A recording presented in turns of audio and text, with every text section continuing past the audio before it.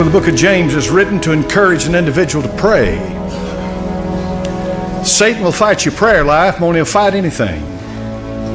Because if he can undermine your prayer life, he'll undermine your spiritual life. If he undermines your spiritual life, your Bible reading and your walk with the Lord will cease. Once your spiritual life has ceased, and once you no longer live in that spiritual world you're supposed to live in, then you're just like an unsaved man tossed to and fro with every wind and doctrine.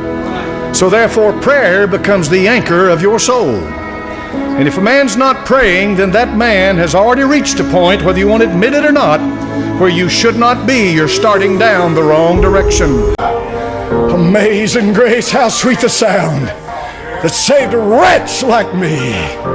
That's what he said I was. He said I was a wretch, but God saved me. And now here we are 200 and something years later singing that song, Amazing Grace, how sweet the sound. Because God intervened with Nelson and saved England's navy, and England's navy drove the slave traders from the sea, and a man got saved through that, and that man wrote Amazing Grace. And when you sing Amazing Grace, remember it was written by a slave trader that bought and sold human flesh. Then he got saved. God answers prayer. He can answer your prayer. Call on his name today and he'll answer it. Call on him. Call unto me and I'll answer thee and show thee great and mighty things that thou knowest not. Jeremiah 33:3.